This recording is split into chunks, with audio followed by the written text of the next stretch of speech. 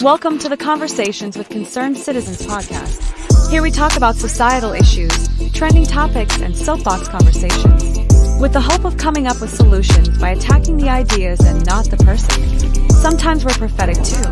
Always check your emotions at the door. We appreciate your participation, as it helps to bring a broader perspective in solving the problem. We are a podcast for the concerned citizens. Thank you for being here.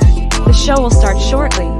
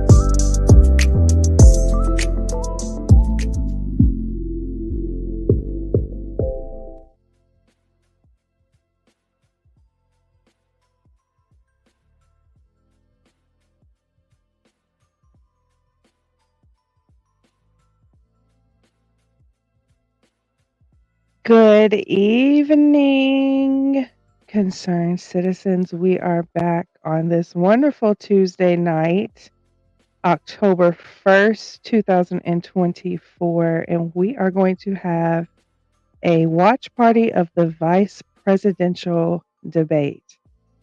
So get comfy. Please hit the like. If you're new here, go ahead and hit the subscribe button. And once my hostess with the mostest / birthday girl unmutes the video, we will get started.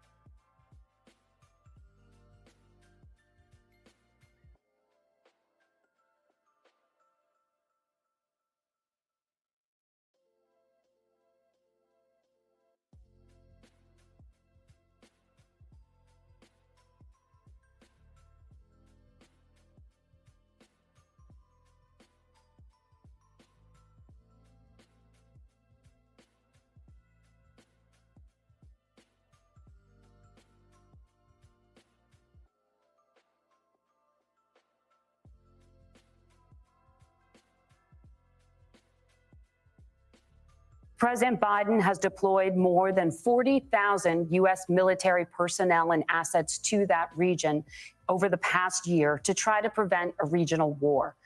Iran is weakened, but the U.S. still considers it the largest state sponsor of terrorism in the world, and it has drastically reduced the time it would take to develop a nuclear weapon. It is down now to 1 or 2 weeks' time. Governor Walz, if you were the final voice in the Situation Room, would you support or oppose a preemptive strike by Israel on Iran? You have 2 minutes. Well, thank you. And thank you for those joining at home tonight. Let's keep in mind where this started. October 7th, Hamas terrorists massacred over 1,400 Israelis and took prisoners.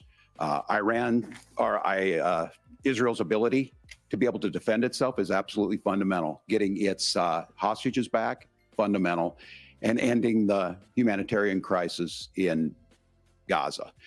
But the expansion of Israel and its proxies is an absolute fundamental necessity for the United States to have the steady leadership there. You saw it experienced today, where along with our Israeli partners and our coalition, able to stop the incoming attack.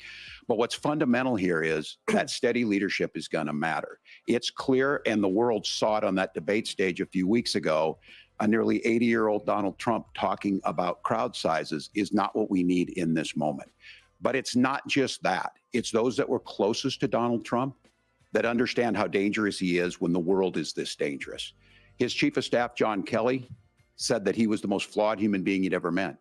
And both of his secretaries of defense and his national security advisors said he should be nowhere near the White House.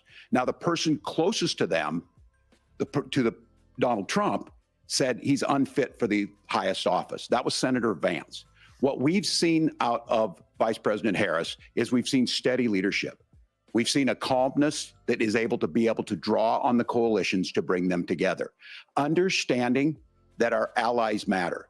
When our allies see Donald Trump turn towards Vladimir Putin, turn towards North Korea, when we start to see that type of fickleness around holding the coalitions together, we will stay committed. And as the vice president said today we will protect our forces and our allied forces, and there will be consequences. Governor, your time is up. Senator Vance, the same question. Would you support or oppose a preemptive strike by Israel on Iran? You have 2 minutes. So, Margaret, I want to answer the question. First of all, thanks, Governor. Thanks to CBS for hosting the debate. And thanks, most importantly, to the American people who are watching this evening and caring enough about this country to pay attention to this vice presidential debate. I want to answer the question, but I want to actually give an introduction to myself a little bit, because I recognize a lot of Americans don't know who either one of us are. I was raised in a working class family. My mother required food assistance for periods of her life. My grandmother required Social Security help to raise me. And she raised me in part because my own mother struggled with addiction for a big chunk of my early life. I went to college on the GI Bill after I enlisted in the Marine Corps and served in Iraq. And so I stand here asking to be your vice president with extraordinary gratitude for this country, for the American dream that made it possible for me to live my dreams. And most importantly, I know that a lot of you are worried about the chaos in the world and the feeling that the American dream is unattainable. I want to try to convince you tonight over the next 90 minutes that if we get better leadership in the White House, if we get Donald Trump back in the White House, the American dream is going to be attainable once again. Now, to answer this particular question, we have to remember that as much as Governor Walz just accused Donald Trump of being an agent of chaos, Donald Trump actually delivered stability in the world, and he did it by establishing effective deterrence. People were afraid of stepping out of line. Iran, which launched this attack, has received over $100 billion in unfrozen assets thanks to the Kamala Harris administration. What do they use that money for? They use it to buy weapons that they're now launching against our allies, and God forbid, potentially launching against the United States as well. Donald Trump recognized that for people to fear the United States, you needed peace through strength. They needed to recognize that if they got out of line, the United States global leadership would put stability and peace back in the world. Now, you asked about a preemptive strike, Margaret, and I want to answer the question. Look, it is up to Israel what they think they need to do to keep their country safe, and we should support our allies wherever they are when they're fighting the bad guys. I think that's the right approach to take with the Israel question. Thank you, Senator.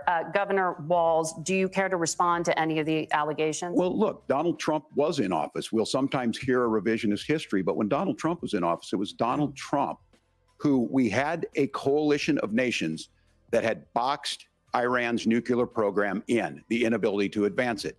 Donald Trump pulled that program and put nothing else in its place. So Iran is closer to a nuclear weapon than they were before because of Donald Trump's fickle leadership. And when Iran shot down an American aircraft in international airspace, Donald Trump tweeted, because that's the standard diplomacy of Donald Trump. And when Iranian missiles did fall near U.S. troops and they received traumatic brain injuries, Donald Trump wrote it off as headaches.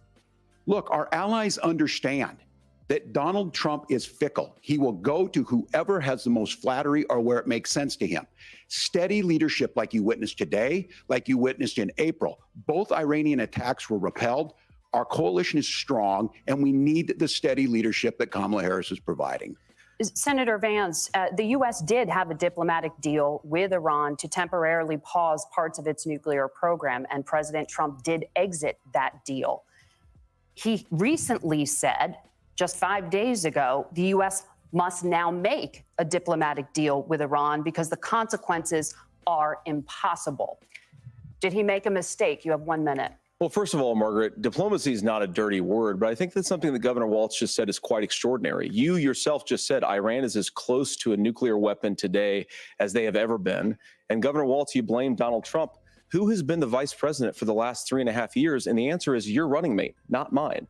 Donald Trump consistently made the world more secure. Now, we talk about what the sequence of events that led us to where we are right now, and you can't ignore October the 7th, which I appreciate Governor Walz bringing up. But when did Iran and Hamas and their proxies attack Israel? It was during the administration of Kamala Harris. So Governor Walz can criticize Donald Trump's tweets, but effective, smart diplomacy and peace through strength is how you bring stability back to a very broken world. Donald Trump has already done it once before. Ask yourself at home, when was the last time, I'm 40 years old, when was the last time that an American president didn't have a major conflict break out? The only answer is during the 4 years that Donald Trump was president.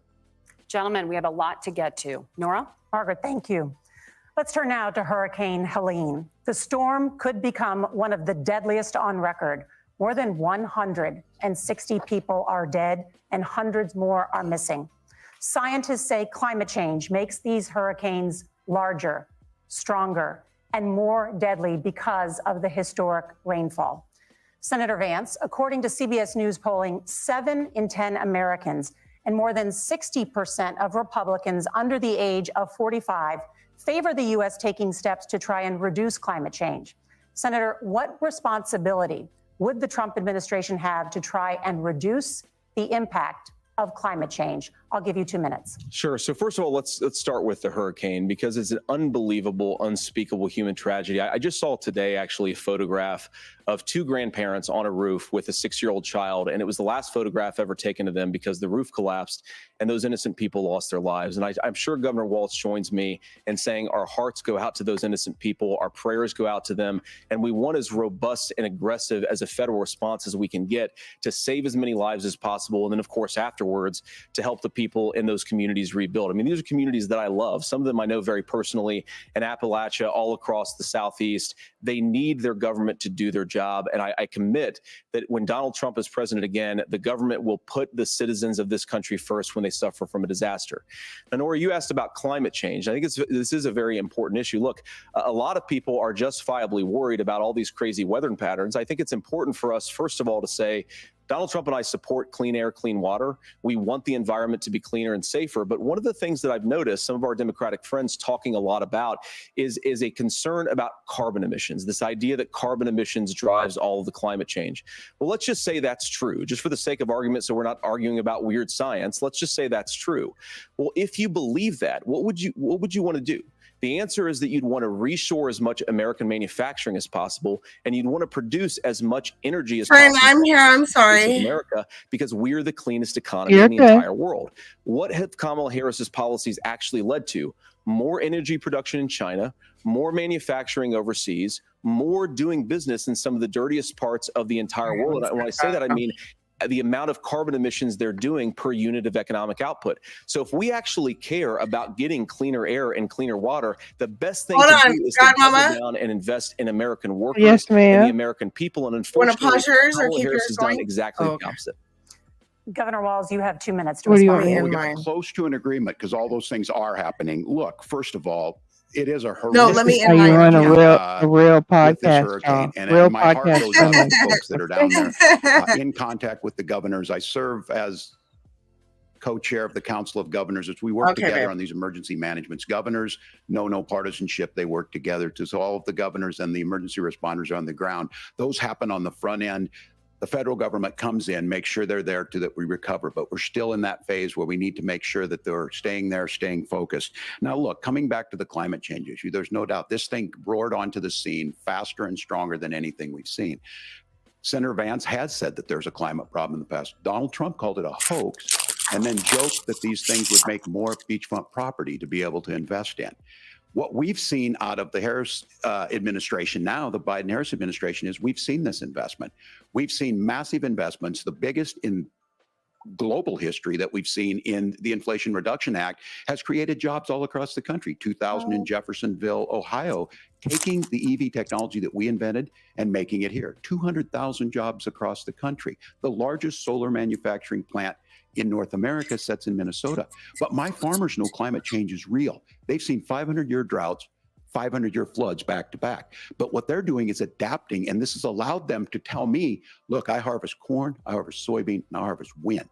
We are producing more natural gas and more oil at any time than we ever have. We're also producing more clean energy. So the solution for us is to continue to move forward, that climate change is real.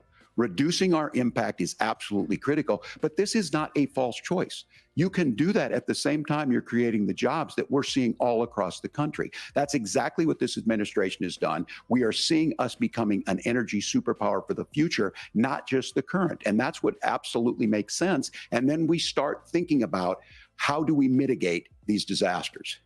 Thank you. Senator, I want to give you an opportunity to respond there. The governor mentioned that President Trump has called climate change a hoax. Do you agree? Well, look, what the president has said is that if the Democrats, in particular Kamala Harris and her leadership, if they really believe that climate change is serious, what they would be doing is more manufacturing and more energy production in the United States of America, and that's not what they're doing. So clearly, Kamala Harris herself doesn't believe her own rhetoric on this. If she did, she would actually agree with Donald Trump's energy policies. Now, something Governor Walz said I think is important to touch upon, because when we talk about clean energy, I think that's a slogan that often the Democrats will use here. I'm talking, of course, about the Democratic leadership. And the real issue is that if you're spending hundreds of millions or even billions of dollars of American taxpayer money on solar panels that are made in China, number one, you're going to make the economy dirtier. We should be making more of those solar panels here in the United States of America. Some of them are, Tim, but a lot of them are being made overseas in China, especially the components that go into those solar panels. So if you really want to make the environment cleaner, you've got to invest in more energy production. We haven't built a nuclear facility, I think, one in the past 40 years. Senator. Natural gas, we got to invest more in it. Kamala Harris has done the opposite. That's raised energy prices and also meant that we're doing Senator, worse by the climate. your time is up. Governor, would you like to respond?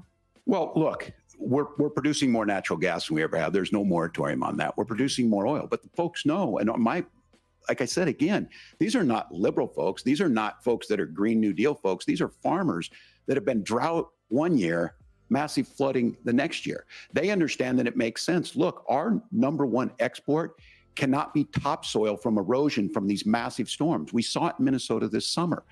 And thinking about how do we respond to that, we're thinking ahead on this. And what Kamala Harris has been able to do in Minnesota, we're starting to weatherproof some of these things. The infrastructure law that was passed allows us to think about mitigation in the future. How do we make sure that we're protecting by burying our power lines? How do we make sure that we're protecting lakefronts and things that we're seeing more and more of? But to call it a hoax and to take the oil company executives to Mar-a-Lago, say, give me money for my campaign, and I'll let you do whatever you want. We can be smarter about that. And an all-above energy policy is exactly what she's doing, creating those jobs right here. Governor, your time is up. The overwhelming consensus among scientists is that the Earth's climate is warming at an unprecedented rate. Margaret? Thank you, Nora. We're going to turn now to immigration. The crisis at the U.S.-Mexico border consistently ranks as one of the top issues for American voters. Senator Vance, your campaign is pledging to carry out the largest mass deportation plan in American history and to use the U.S. military to do so. Could you be more specific about exactly how this will work? For example, would you deport parents who have entered the U.S. illegally and separate them from any of their children who were born on U.S. soil? You have 2 minutes. So first of all, Margaret, before we talk about deportations, we have to stop the bleeding. We have a historic immigration crisis because Kamala Harris started and said that she wanted to undo all of Donald Trump's border policies. 94 executive orders suspending deportations, decriminalizing illegal aliens, massively increasing the asylum fraud that exists in our system. That has opened the floodgates. And what it's meant is that a lot of fentanyl is coming into our country. I had a mother who struggled with opioid addiction and has gotten clean. I don't want people who are struggling with addiction to be deprived of their second chance because Kamala Harris let in fentanyl into our communities at record levels. So you've got to stop the bleeding. You've got to re-implement Donald Trump's border policies, build the wall, re-implement deportations. And that gets me to your point, Margaret, about what do we actually do? So we've got 25 million illegal aliens who are here in the country. What do we do with them? I think the first thing that we do is we start with the criminal migrants. About 1 million of those people have committed some form of crime in addition to crossing the border illegally. I think you start with deportations on those folks. And then I think you make it harder for illegal aliens to undercut the wages of American workers. A lot of people will go home if they can't work for less than minimum wage in our own country. And by the way, that'll be really good for our workers who just want to earn a fair wage for doing a good day's work. And the final point, Margaret, is you ask about family separation. Right now in this country, Margaret, we have 320,000 children that the Department of Homeland Security has effectively lost. Some of them have been sex trafficked. Some of them hopefully are at homes with their families. Some of them have been used as drug trafficking mules. The real family separation policy in this country is unfortunately Kamala Harris's wide open southern border. And I'd ask my fellow Americans to remember when she came into office, she said she was going to do this. Real leadership would be saying, you know what, I screwed up. We're going to go back to Donald Trump's border policies. I wish that she would do that. It would be good for all of us. Governor, do you care to respond to any of those specific allegations, including that the vice president is, quote, letting in fentanyl and using kids as drug mules, among other things regarding children? The drug mule is not true, but I will say about the fentanyl, because this is a crisis of this, the opioid Not crisis. do And the you good care news to on this is the respond? last 12 months saw the I hope largest y'all are decrease in having opioid fun. deaths in our nation's Hit the history. like, 30% please. decrease in Ohio, but there's still more work to do. But let's go back to this on immigration. Kamala Harris was the Attorney General of the largest state and a border state in California. She's the only person in this race who prosecuted transnational gangs for human trafficking and drug interventions. But look, we all want to solve this. Most of us want to solve this. And that is the United States Congress. That's the Border Patrol agents. That's the Chamber of Commerce. That's most Americans out here. That's why we had the fairest and the toughest bill on immigration that this nation's seen. It was crafted by a conservative senator from Oklahoma, James Lankford. I know him. He's super conservative, but he's a man of principle, wants to get it done. Democrats and Republicans worked on this piece of legislation. The Border Patrol said, this is what we need in here. These are the experts. And the Chamber of Commerce and the Wall Street Journal said, pass this thing. Kamala Harris helped get there. 1,500 new border agents, detection for drugs, DOJ money to speed up these the adjudications on this, just what America wants. But as soon as I was getting ready to pass and actually tackle this, Donald Trump said no, told them to vote against it because it gives him a campaign issue. It gives him what would Donald Trump talk about if we actually did some of these things? And they need to be done by the legislature. You can't just do this through the executive branch. So look, we have the options to do this. Donald Trump had 4 years. He had 4 years to do this. And he promised you, America, how easy it would be. I'll build you a big, beautiful wall, and Mexico will pay for it. Less than 2% of that wall got built, and Mexico didn't pay a dime. But here we are again, 9 years after he came down that escalator, dehumanizing people and telling them what he was going to do. As far as the deportation plan, at one point, Senator Vance said it was so unworkable to be laughable. So that's where we're at. Pass the bill, she'll sign it. Governor, your time is up. Senator, the question was, will you separate parents from their children, even if their kids are U.S. citizens? You have 1 minute. Margaret, my point is that we already have massive child separations thanks to Kamala Harris's open border. And I didn't accuse Kamala Harris of inviting drug mules. I said that she enabled the Mexican drug cartels to operate freely in this country. And we know that they use children as drug mules, and it is a disgrace, and it has to stop. Look, I think what Tim said just doesn't pass the smell test. For 3 years, Kamala Harris went out bragging that she was going to undo Donald Trump's border policy. She did exactly that. We had a record number of illegal crossings. We had a record number of fentanyl coming into our country. And now that she's running for president, or a few months before, she says that somehow she got religion and cared a lot about a piece of legislation. The only thing that she did when she became the vice president, when she became the appointed border czar, was to undo 94 Donald Trump executive actions that opened the border. This problem is leading to massive problems in the United States of America. Parents who can't afford health care, schools that are overwhelmed. It's got to stop, and it will when Donald Trump is president Senator, again. your time is up. Governor, what about our CBS News polling, which does show that a majority of Americans, more than 50%, support mass deportations? Look, we fix this issue with a bill that is necessary, but the issue on this is what happens when you don't want to solve it. You demonize it. And we saw this. And Senator Vance, and it surprises me on this, talking about and saying, I will create stories to bring attention to this. That vilified a large number of people who were here legally in the community of Springfield. The Republican governor said, it's not true. Don't do it. There's consequences for this. There's consequences. We could come together. Senator Langford did it. We could come together and solve this if we didn't let Donald Trump continue to make it an issue. And the consequences in Springfield were the governor had to send state law enforcement to escort kindergartners to school. I believe Senator Vance wants to solve this, but by standing with Donald Trump and not working together to find a solution, it becomes a talking point. And when it becomes a talking point like this, we dehumanize and villainize other human beings. Tim, Governor, your time is up. Senator, I'll give you 1 minute, but let me just ask you the question first. The governor has made the point, and I think as a sitting lawmaker, you know that Congress controls the purse strings and any funding.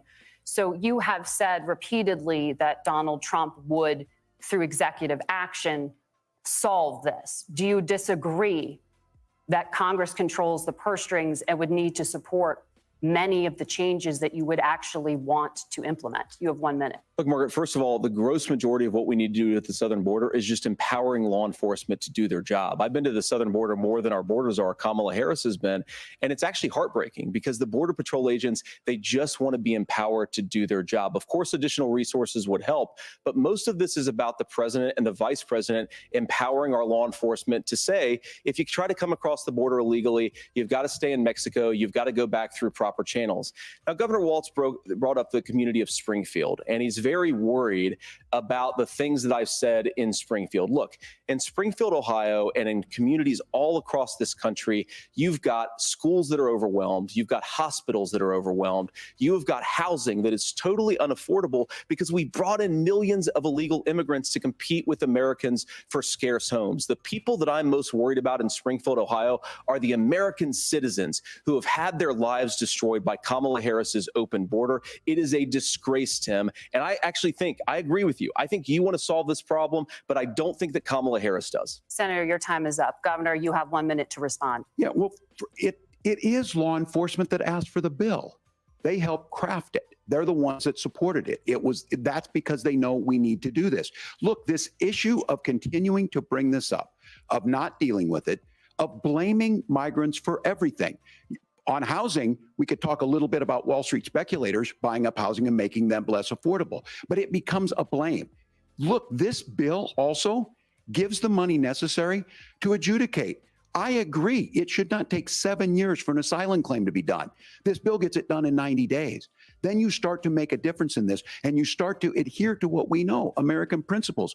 I don't talk about my faith a lot, but Matthew 25:40 talks about, to the least amongst us, you do unto me. I think that's true of most Americans. They simply want order to it. This bill does it. It's funded. It's supported by the people who do it. And it lets us keep our dignity about how we treat other people. Thank you, Governor. And just to clarify for our viewers, Springfield, Ohio does have a large number of Haitian migrants who have legal status. temporary protected Well, status. Margaret, Nora? but Thank you. Senator, we have so much to get to. Margaret, Thank you, I think it's Nora. important We're because going to turn now to the debate- economy. Thank Margaret, you. the rules were that The you guys economy- weren't going to fact check. And since you're fact checking me, I think it's important to say what's actually going on.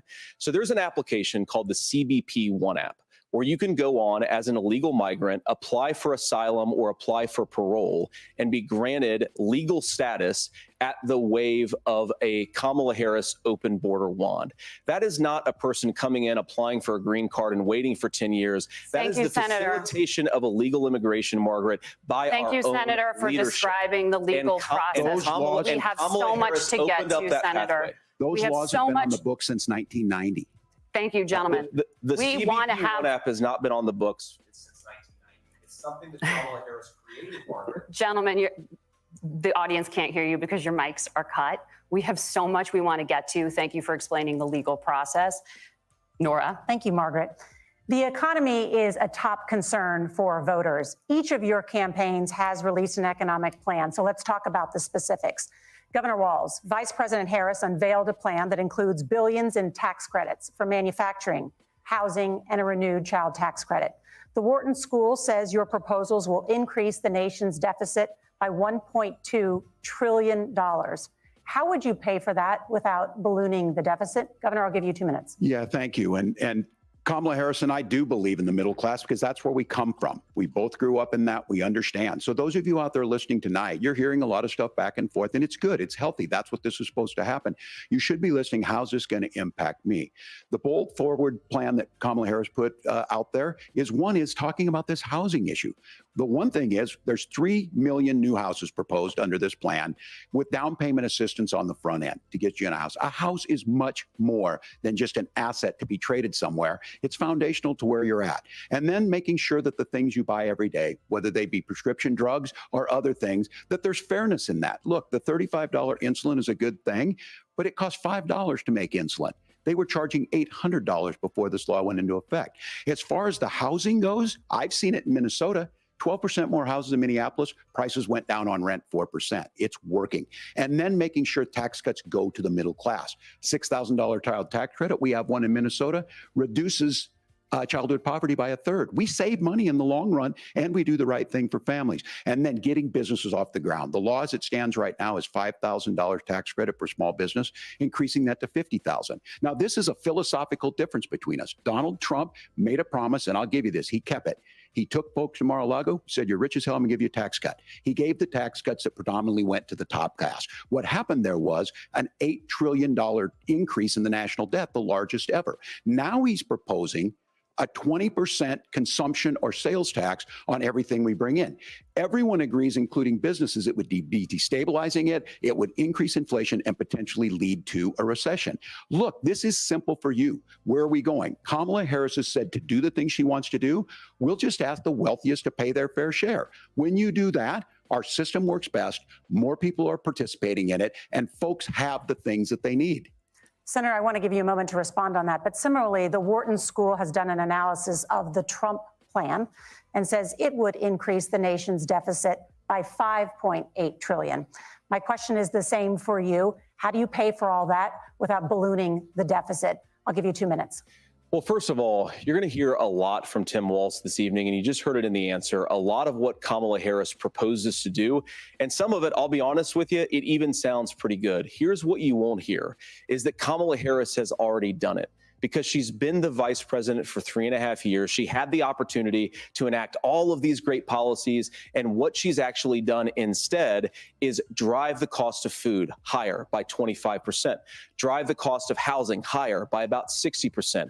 Open the American southern border and make middle-class life unaffordable for a large number of Americans. If Kamala Harris has such great plans for how to address middle-class problems, then she ought to do them now. Not when asking for a promotion, but in the job the American people gave her 3.5 years ago. And the fact that she isn't tells you a lot about how much you can trust her actual plans.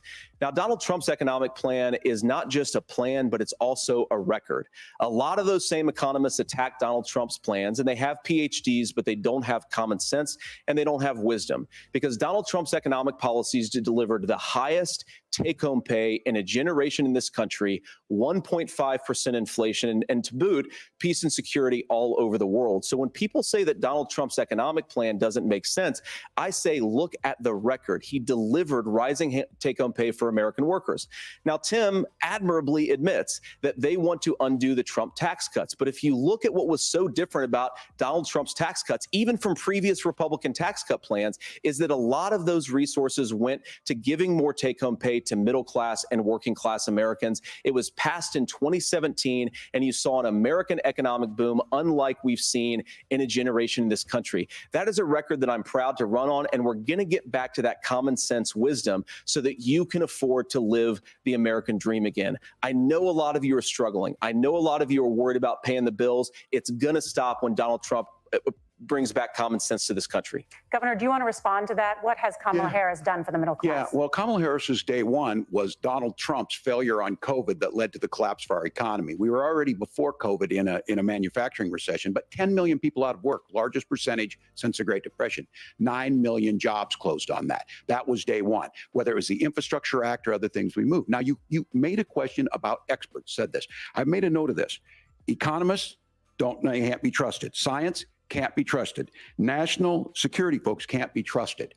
Look, if you're going to be president, you don't have all the answers. Donald Trump believes he does. My pro tip of the day is this. If you need heart surgery, listen to the people at the Mayo Clinic in Rochester, Minnesota, not Donald Trump. And the same thing goes with this. And I ask you out there, teachers, nurses, truck drivers, whatever, how is it fair that you're paying your taxes every year and Donald Trump hasn't paid any federal tax in the last 15 years, and the last year as president?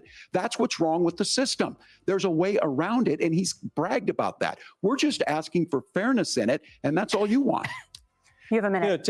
Governor, you say trust the experts. But those same experts for 40 years said that if we shipped our manufacturing base off to China, we'd get cheaper goods. They lied about that. They said if we shipped our industrial base off to other countries, to Mexico and elsewhere, it would make the middle class stronger. They were wrong about that. They were wrong about the idea that if we made America less self-reliant, less productive in our own nation, that it would somehow make us better off, and they were wrong about it. And for the first time in a generation, Donald Trump had the wisdom and the courage to say to that bipartisan consensus, we're not doing it anymore. We're bringing American manufacturing back. We're unleashing American energy. We're going to make more of our own stuff. And this isn't just an economic issue. I mean, I've got 3 beautiful little kids at home, 7, 4, and 2, and I love them very much, and I hope they're in bed right now. But look, so many of the drugs, the pharmaceuticals that we put in the bodies of our children are manufactured by nations that hate us. This has to stop. And we're not going to stop it by listening to experts. We're going to stop it by listening to common sense wisdom, which is what Donald Trump governed on. Senator, your time is up. Governor Walz, can you address that? I mean, voters say they trust Donald Trump on the economy more. Why? Well, if you're listening tonight and you want billionaires to get tax cuts, you heard what the numbers were. Look, I'm a union guy on this. I'm not a guy who wanted to ship things overseas, but I understand that, look, we produce soybeans and corn. We need to have fair trading partners. That's something that we believe in. I think the thing that most concerns me on this is Donald Trump was the guy who created the largest trade deficit in American history with China. So the rhetoric is good. Much of what the senator said right there, I'm in agreement with him on this. I watched it happen too. I watched it to my communities, and we talked about that. But we had people undercutting the right to collectively bargain. We had right to work states made it more difficult. We had companies that were willing to ship it over, and we saw people profit.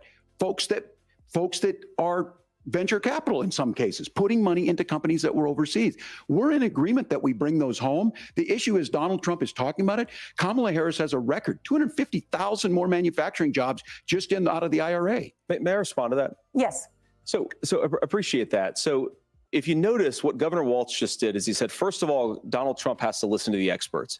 And then when he acknowledged that the experts screwed up, he said, well, Donald Trump didn't do nearly as good of a job as the statistics that's a gross generalization. that he did. So what Tim Walz is doing, and I honestly, Tim, I think you got a tough job here, because you've got to play whack-a-mole. You've got to pretend that Donald Trump didn't deliver rising take-home pay, which of course he did. You've got to pretend that Donald Trump didn't deliver lower inflation, which of course he did. And then you simultaneously got to defend Kamala Harris's atrocious economic record, which has made gas, groceries, and housing unaffordable for American citizens. I was raised by a woman who would sometimes go into medical debt so that she could put food on the table in our household. I know what it's like to not be able to afford the things that you need to afford. We can do so much better. To all of you watching, we can get back to an America that's affordable again. We just got to get back to common sense economic principles. I hope we have a conversation on healthcare then. Senator, Governor. Please. Thank you. Margaret?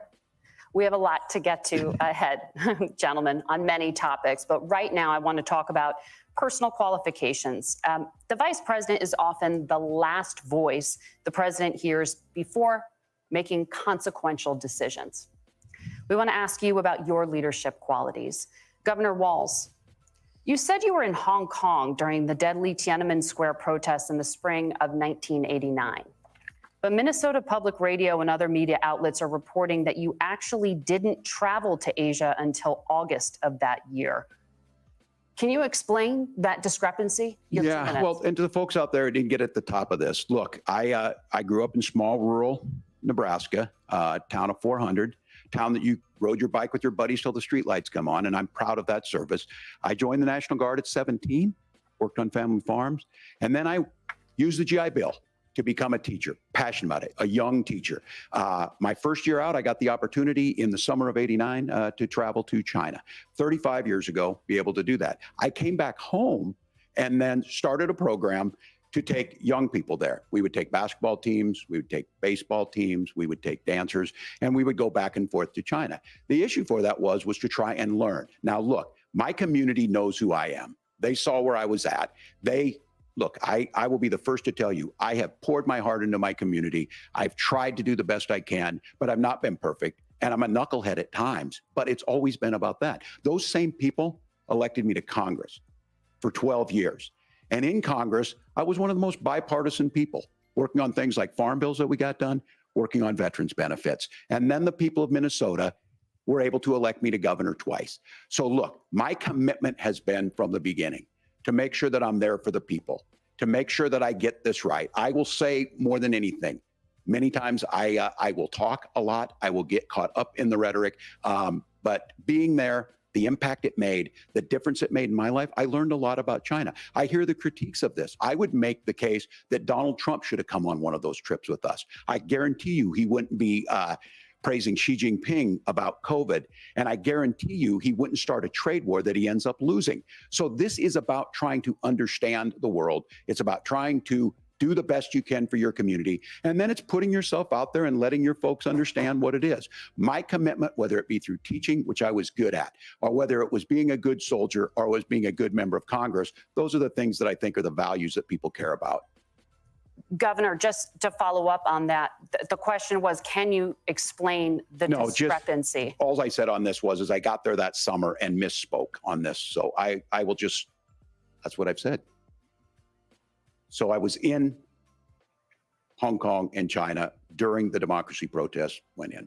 And from that, I learned a lot of what needed to be in governance. Thank you, Governor. Senator Vance, in 2016, you called your running mate, Donald Trump, unfit for the nation's highest office, and you said he could be America's Hitler. I know you've been asked many times, and you've said you regret those comments and explained you then voted for Donald Trump in 2020. But the Washington Post reported new messages last week in which you also disparaged Trump's economic record while he was president, writing to someone in 2020, quote, Trump thoroughly failed to deliver his economic populism. You're now his running mate, and you've shifted many of your policy stances to align with his. If you become vice president, why should Americans trust that you will give Donald Trump the advice he needs to hear and not just the advice he wants to hear? You have 2 minutes. Well, first of all, Margaret, because I've always been open. And sometimes, of course, I've disagreed with the president, but I've also been extremely open about the fact that I was wrong about Donald Trump. I was wrong, first of all, because I believed some of the media stories that turned out to be dishonest fabrications of his record. But most importantly, Donald Trump delivered for the American people. Rising wages, rising take-home pay, an economy that worked for normal Americans, a secure southern border, a lot of things, frankly, that I didn't think he'd be able to deliver on. And yeah, when you screw up, when you misspeak, when you get something wrong and you change your mind, you ought to be honest with the American people about it. It's one of the reasons, Margaret, why I've done so many interviews, is because I think it's important to actually explain to the American people where I come down on the issues and what changed. Now, you pointed out to messages from 2020.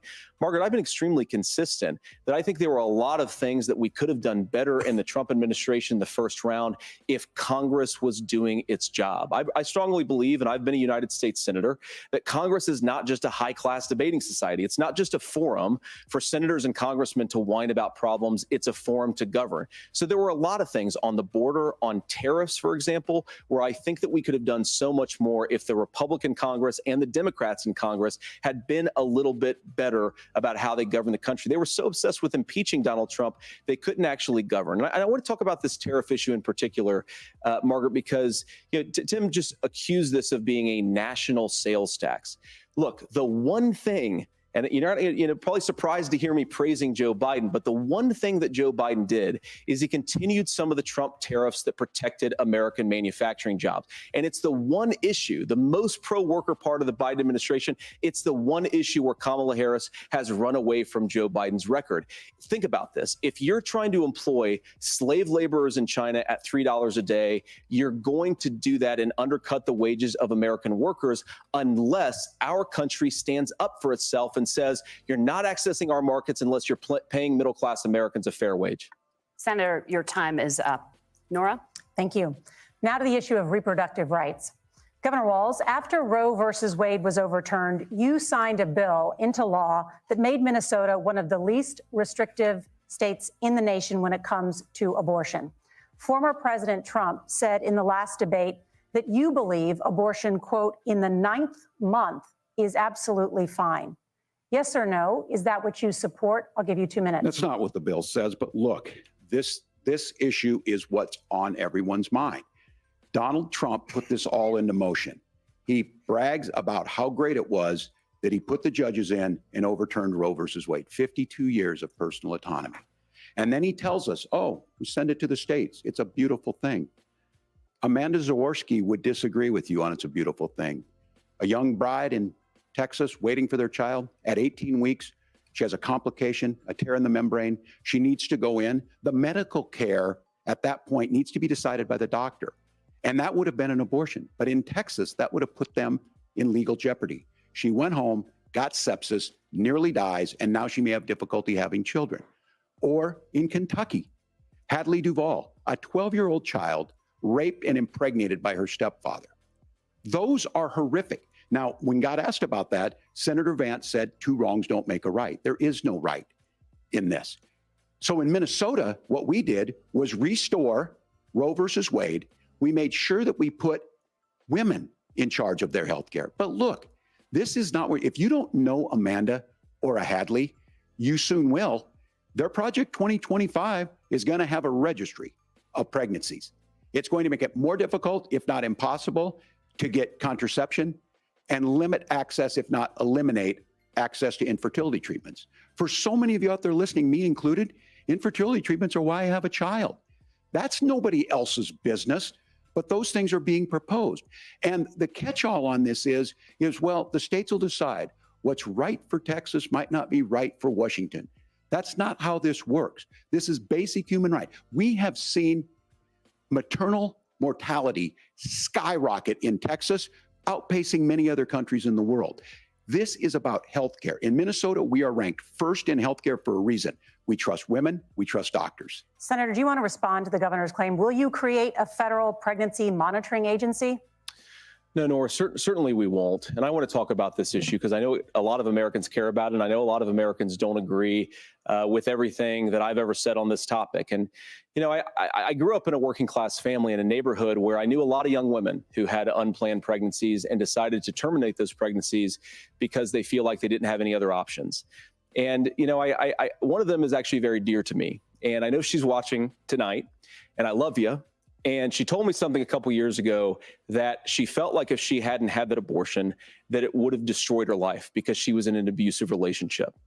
And I think that what I take from that as a Republican who proudly wants to protect innocent life in this country, who proudly wants to protect the vulnerable, is that my party, we've got to do so much better of a job at earning the American people's trust back on this issue where they frankly just don't trust us. And I think that's one of the things that Donald Trump and I are endeavoring to do. I want us as a Republican Party to be pro-family in the fullest sense of the word. I want us to support fertility treatments. I want us to make it easier for moms to afford to have babies. I want it to make it easier for young families to afford a home so they can afford a place to raise that family. And I think there's so much that we can do on the public policy front just to give women more options. Now, of course, Donald Trump has been very clear that on the abortion policy specifically, that we have a big country and it's diverse. And California has a different viewpoint on this than Georgia. Georgia has a different viewpoint from Arizona. And the proper way to handle this, as messy as democracy sometimes is to let voters make these decisions, let the individual states make their abortion policy. And I think that's what makes the most sense in a very big, a very diverse, and let's be honest, sometimes a very, very messy and divided country. Governor, would you like to respond and also answer the question about restrictions? Yeah, well, the question got asked and Donald Trump made the accusation that wasn't true about Minnesota. Well, let me tell you about this idea that there's diverse states. There's a young woman named Amber Thurman. She happened to be in Georgia, a restrictive state. Because of that, she had to travel a long distance to North Carolina to try and get her care. Amber Thurman died in that journey back and forth. The fact of the matter is, how can we as a nation say that your life and your rights, as basic as the right to control your own body, is determined on geography? There's a very real chance had Amber Thurman lived in Minnesota, she would be alive today. That's why the restoration of Roe versus Wade. When you listen to Vice President Harris talk about this subject and you hear me talk about it, you hear us talking exactly the same. Donald Trump is trying to figure out how to get the political right of this. I agree with a lot of what Senator Vance said about what's happening. His running mate, though, does not, and that's the problem. Governor, your time is up. Senator, let me ask you about that. He mentioned, it was, I think, referring to a national ban. In the past, you have supported a federal ban on abortion after 15 weeks. In fact, you said if someone can't support legislation like that, quote, you are making the United States the most barbaric pro-abortion regime anywhere in the entire world. My question is, why have you changed your position? Well, Nora, first of all, I never supported a national ban. I did when I was running for Senate in 2022, talk about setting some minimum national standard. For example, we have a partial birth abortion ban in place in this country at the federal level. I don't think anybody's trying to get rid of that, or at least I hope not, though I know that Democrats have taken a very radical pro-abortion stance. But Nora, you know, one of the things that changed is in the state of Ohio, we had a referendum in 2023, and the people of Ohio voted overwhelmingly, by the way, against my position. And I think that what I learned from that, Nora, is that we've got to do a better job at winning back people's trust. So many young women would love to have families. So many young women also see an unplanned pregnancy as something that's going to destroy their livelihood, destroy their education, destroy their relationships. And we have got to earn people's trust back. And that's why Donald Trump and I are committed to pursuing pro-family policies, making childcare more accessible, making fertility treatments more accessible, because we've got to do a better job at that. And that's what real leadership is. Governor, your response. I'm going to respond on the pro-abortion piece of that. No, we're not. We're pro-women. We're pro-freedom to make your own choice. We know what the implications are to not be that. Women having miscarriages, women not getting the care, physicians feeling like they may be prosecuted for providing that care. And as far as making sure that we're educating our children and giving them options, Minnesota's a state with one of the lowest teen pregnancy rates. We understand that too. We know that the options need to be available, and we make that true. We also make it, we're a top 3 state for the best place to raise children. But these two things, to try and say that we're pro-children, but we don't like this, or you guys are pro-abortion, that's not the case at all. We are pro-freedoms for women to make their choices, and we're going, and Kamala Harris is making the case, to make options for children more affordable, a $6,000 child tax credit, but we're not going to base that on the backs of making someone like Amber Thurman drive 600 miles to try and get health care. Senator. May I respond to that? First of all, Governor, I agree with you. Amber Thurman should still be alive, and there are a lot of people who should still be alive, and I certainly wish that she was. And maybe you're free to disagree with me on this and explain this to me. But as I read the Minnesota law that you signed into law, the statute that you signed into law, it says that a doctor who presides over an abortion where the baby survives, the doctor is under no obligation to provide life-saving care to a baby who survives a botched late-term abortion. That is, I think, That's whether not you're true. pro-choice or That's not how the law pro-abortion, is. that is fundamentally barbaric. And that's why I use that word, Nora, is because some of what we've seen, do you want to force Catholic hospitals to perform abortions against their will? Because Kamala Harris has supported suing Catholic nuns to violate their freedom of conscience. We can be a big and diverse country where we respect people's freedom of conscience and make the country more pro-baby and pro-family. But please. Yes, Governor, please respond. Look, this is one where there's always something there. This is a very simple proposition. These are women's decisions to make about their healthcare decisions, and the physicians who know best when they need to do this. Trying to distort the way a law is written to try and make a point, that's not it at all. What was I wrong This about, was- Governor? Please tell me, what was I wrong That is about? not the way the law is written. Look, I've given But this. how? I've given this advice on a lot of things, that getting involved, getting engaged, that's been misread, and it was fact-checked at the last debate. But the point on this is there's a continuation of these guys to try and tell women or to get involved. I use this line on this, just mind your own business on this. Things worked best when Roe versus Wade was in place. When we do a restoration of Roe, that works best. That doesn't preclude us from increasing funding for children. It doesn't increase us from making sure that once that child's born, like in Minnesota, they get meals, they get early childhood education, they get health care. So the hiding behind we're going to do all these other things when you're not proposing them in your budget. Kamala Harris is proposing them. She's proposing all those things to make life easier for families. I asked a specific question, Governor. You gave me a slogan as a response. It's not the case. It's not true. That's not what the law says. So they fact-checked it with President Trump. Gentlemen, there's a lot to discuss. We have to move on, and we're going to be right back with much more of the CBS News vice presidential debate in just a moment.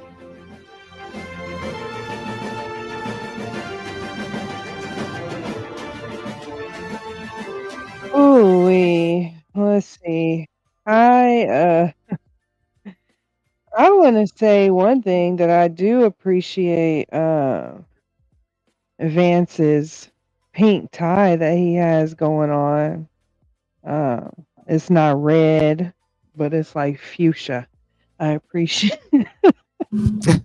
Listen, they getting it tonight, ain't they?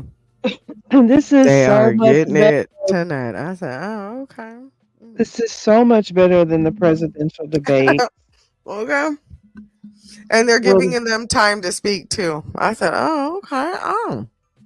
I really appreciated this. I really did. They're asking all the right questions, all the good questions. I would much rather see Waltz and Vance run for presidency at this point, because the shit they got Kamala and Trump up here talking about during debates is just, to me, not relevant. I like how they brought up disaster relief and immigration, housing. I don't know. This is good. I like this. Yeah, I do too. And they're just bringing up the crisis mode that we're possibly about to be hitting. Oh, sorry, I'm eating sunflowers. But can they bring up the port, or can we bring up some, you know what I'm saying? Can That's we what. some of the stuff that's popping today? Okay. That's what I was wondering, if we were going to get into the port strikes and how they would go about changing or helping their future president change. I guess the quality of work that the port workers have to go through. They said y'all ain't paying them enough. Y'all not giving them enough benefits. The quality of safety of work is trash. It's all around. They have to worry about pirating on their way here. They got a lot to deal with for us to get our goods. So we've now currently got people hoarding toilet paper and things of that nature. So um, if you don't have an extra case of water, you might want to get some. Just saying. Just saying. But we appreciate you guys coming and hanging out with us tonight for the vice presidential debate. Thank y'all. And if you ain't got no toilet paper, go ahead and get some. If you ain't got no water, get you some. Y'all knew what was coming, period. Okay. Mm, Whether it was going to be the port, whether it was going to be presidential election, you already know. Okay. You stay ready so you don't have to get ready. amen. Okay. So that way you don't get, never mind, hung out to dry. Okay. Stay ready so you don't have to get ready. But I heard people was recording and I heard they was getting ready. They never mind. Mm, you know, a lot of people don't have time to pay attention to the debate going on right now, and that's okay. But I need people to understand that this does affect your life. What president and vice president comes into, can they talk about it? Oh, gear. I think we're back. Let's see if they ask about Diddy Chair. Happy birthday to you.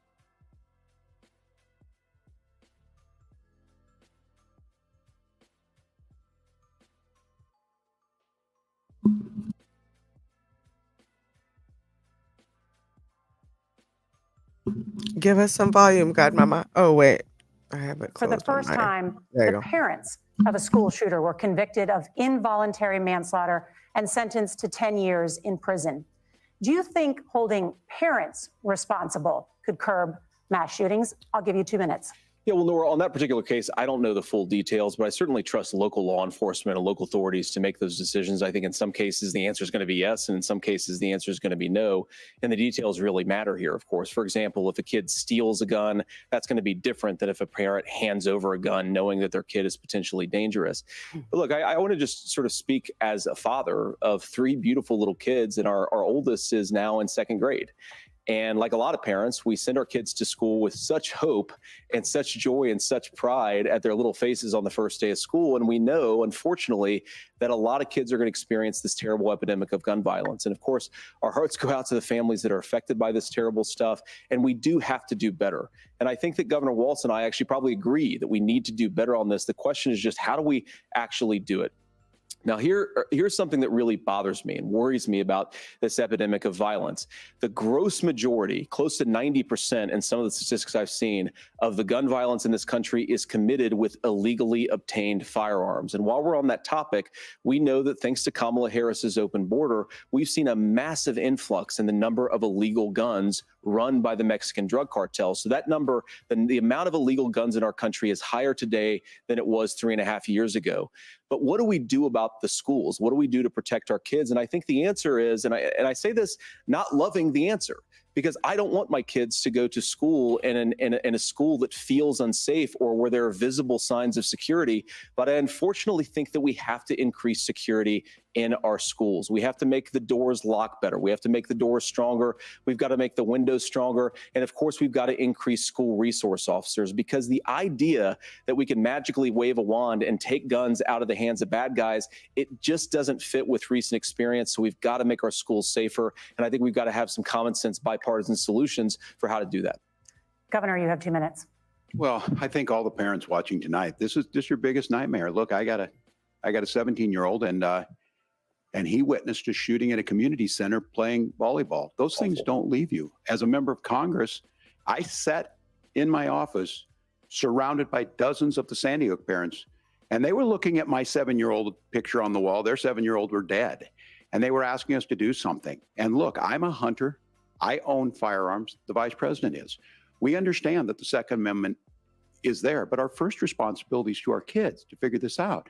In Minnesota, we've enacted enhanced red flag laws, enhanced background checks, and we can start to get data. But here's the problem.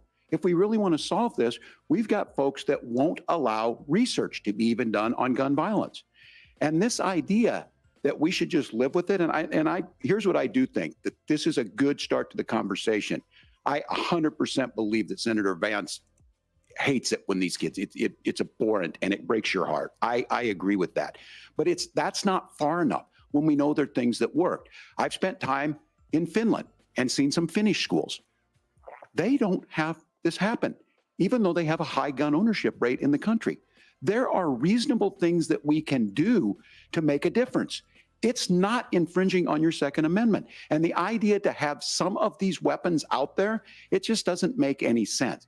Kamala Harris, as an attorney general, worked on this issue. She knows that it's there. No one's trying to scaremonger and say we're taking your guns, but I ask all of you out there, do you want your schools hardened to look like a fort? Is that what we have to go when we know there's countries around the world that their children aren't practicing these types of drills? They're being kids. We owe it to them to get a fix. These are things that shouldn't be that difficult. You can still keep your firearms and we can make a difference. We have to. If you're listening tonight, this breaks your heart. Senator. Tim, first of all, I didn't know that your 17-year-old witnessed a shooting. I'm sorry about that, and I hope that he's doing okay. Christ have mercy. It is awful. And I appreciate what Tim said actually about Finland, because I do think it illustrates some of the frankly weird differences between our own country's gun violence problem and Finland. Is okay, first of all, we have way higher rates of mental health abuse or mental health substance abuse. We have way higher rates of depression, way higher rates of anxiety. We unfortunately have a mental health crisis in this country that I really do think that we need to get to the root causes of, because I don't think it's the whole reason why we have such a bad gun violence problem, but I do think it's a big piece of it. Another driver of the gun violence epidemic, especially that affecting our kids, it doesn't earn as many headlines, but is the terrible gun violence problem in a lot of our big cities. And this is why we have to empower law enforcement to arrest the bad guys, put them away, and take gun offenders off the streets. I think there's a whole host of things that we can do here, but I do think at our schools, we've got to talk about more security. Senator, thank you. Governor, you previously opposed an assault weapons ban, but only later in your political career did you change your position. Why? Yeah, I sat in that office with those Sandy Hook parents. I've become friends with school shooters. I've seen it. Look, the NRA, I was an NRA guy for a long time. They used to teach gun safety. I'm of an age where my shotgun was in my car so I could pheasant hunt after football practice. That's not where we live today. And several things I want to mention on this is talking about cities and where it's at. The number one where the most firearm deaths happen in Minnesota are rural suicides. And we have an epidemic of children getting guns and shooting themselves. And so we have, and we should look at all of the issues, making sure folks have health care and all that, but I want to be very careful. This idea of stigmatizing mental health, just because you have a mental health issue doesn't mean you're violent. And I think what we end up doing is we start looking for a scapegoat. Sometimes it just is the guns. It's just the guns. And there are things that you can do about it. But I do think that this is one, and I think this is a healthy conversation. I think there's a capacity to find solutions on this that work, protect Second Amendment, protect our children. That's our priority. Gentlemen, thank you. Margaret? Thank you, Nora. Let's turn now to the top contributor to inflation, the high cost of housing and rent. There's a shortage of more than 4 million homes in the United States, and that contributes to the high housing prices. Governor Walz, the Harris campaign promises a $25,000 down payment assistance for first-time home buyers and a $10,000 tax credit. They also promise to build 3 million new homes. Where are you building these homes, and won't handing out that kind of money just drive up prices higher? No, it's not handing out. We have, first, let me say this issue of housing, and I think those of you listening on this, the problem we've had is that we've got a lot of folks that see housing as another commodity. It can be bought up, it can be shifted, it can be moved around. Those are not folks living in those houses. Those of you listening tonight, that house is a big deal. I bought and owned one house in my life. My mom still lives in the house where I was. And when I think of a house, I'm thinking of Christmas services after midnight mass where you go with your family. We need to make it more affordable. And one of the things, as I said, this program that the vice president is pushing forward and bringing a new way of approaching this is something we're doing in Minnesota from that lead. We in the state invested in making sure our housing was the biggest investment that we'd ever made in housing. It starts to make it easier. We cut some of the red tape. Local folks, look, we can't do it at the federal level, but local folks make it easier to build those homes. And then that down payment assistance. I can tell all of you out there, certainly for me, using the GI Bill was one thing, but a veteran's home loan, the big thing about a veteran's home loan is you don't have to pay the down payment. Those are things that make it there. Now, look, you're going to pay it back and you're going to pay your mortgage. Those are things that we know in the long run, the appreciated value, the generational wealth that's created from it. And I will give Minneapolis an example. Minneapolis is the one city where we've seen the lowest inflation rates. We've seen a 12% increase in stock because we've put some of these things in, and we're implementing a state program to make sure we give some of that down payment assistance. We get it back from people because here's what we know. People with stable housing end up with stable jobs.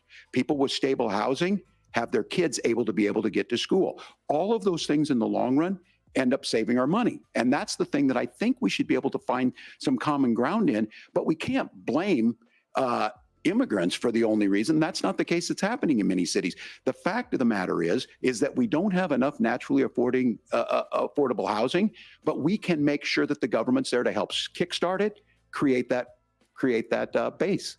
Governor, your time is up. Senator Vance, as far as your campaign's position, the promise is to seize federal lands to build homes, remove regulation, provide tax breaks, and cut back on immigration, which you say pushes up prices.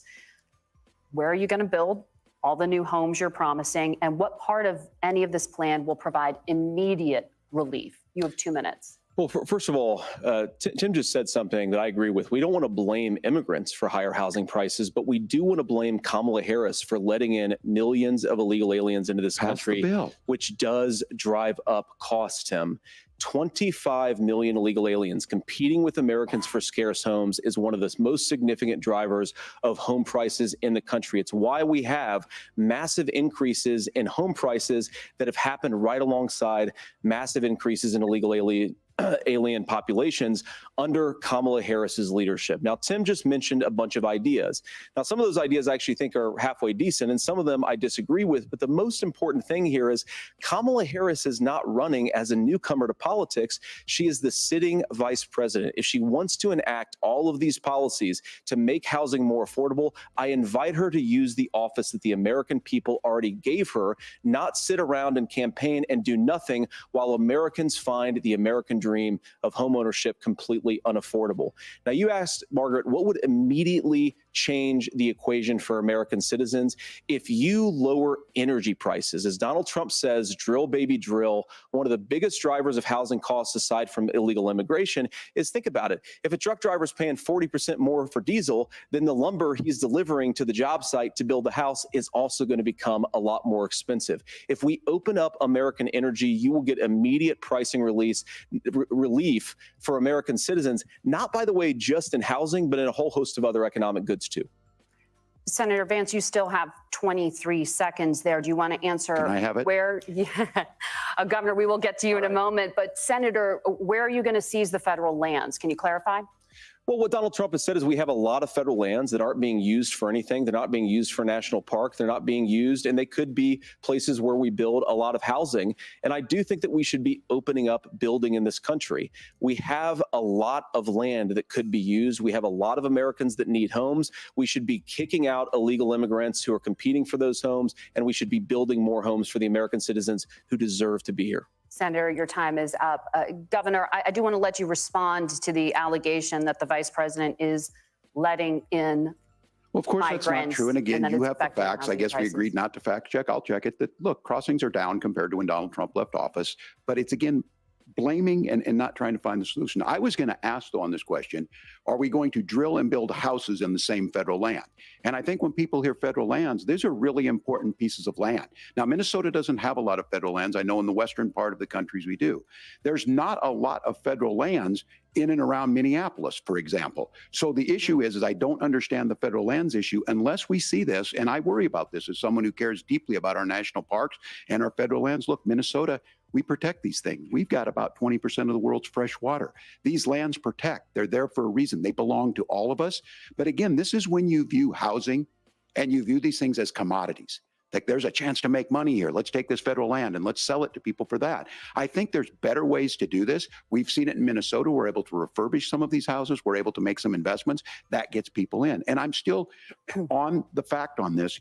Economists, Senator Vance, you said you don't like the economists. Which economists are saying that it is immigrants that's adding to the cost? Governor, your time is up. But Senator, on that point, I'd like for you to clarify. There are many contributing factors to high housing costs. What evidence do you have that migrants are part of this problem? Well, there's a Federal Reserve study that we're happy to share after the debate. We'll put it up on social media, actually, that really drills down on the connection between increased levels of migration, especially illegal immigration, and higher housing prices. Now, of course, Margaret, that's not the entire driver of higher housing prices. It's also the regulatory regime of Kamala Harris. Look, we are a country of builders. We're a country of doers. We're a country of explorers. But we increasingly have a federal administration that makes it harder to develop our resources, makes it harder to build things, and wants to throw people in jail for not doing everything exactly as Kamala Harris says they have to do. And what that means is that you have a lot of people who would love to build homes who aren't able to build homes. I actually agree with Tim Walz. We should get out of this idea of housing as a commodity. But the thing that has most turned housing into a commodity is giving it away to millions upon millions of people who have no legal right to be here. What are the federal regulations? I deal with this as a governor. You can very quickly reply. I'm sorry. I get this as a governor, and I don't necessarily disagree with that in some cases, many of those are local, many of them are state. I don't know which ones are federal, but I think whenever we talk regulations, people think they can get rid of them. I think you want to be able to get out of your house in a fire. I think you want to make sure that it's fireproof and those types of things. So which are the regulations? Because the vice president's not responsible for those. Congress writes those. Governor, thank you. Gentlemen, we have a lot to get to. You're passionate about the housing crisis, I can tell. But Nora? Thank you. One of the top problems facing Americans is the high cost of health care. Senator Vance, at the last presidential debate, former President Trump was asked about replacing the Affordable Care Act. In response, he said, "I have concepts of a plan." Since then, Senator, you've talked about changing how chronically ill Americans get health insurance. Can you explain how that would work? And can you guarantee that Americans with pre-existing conditions won't pay more? I'll give you 2 minutes. Well, of course, we're going to cover Americans with pre-existing conditions. In fact, a lot of my family members have gotten health care. I believe, members of my family actually got private health insurance, at least for the first time, switched off of Medicaid onto private insurance for the first time under Donald Trump's leadership. And I think that, a lot of people have criticized this concepts of a plan remark. I think it's very simple common sense. I think as Tim Walz knows from 12 years in Congress, you're not going to propose a 900-page bill standing on a debate stage. It would bore everybody to tears, and it wouldn't actually mean anything because part of this is the give and take of bipartisan negotiation. Now, when Donald Trump was actually president, and again, he has a record to be proud of, prescription drugs fell in 2018 for the first time in a very long time. Under Kamala Harris's leadership, prescription drugs are up about 7%.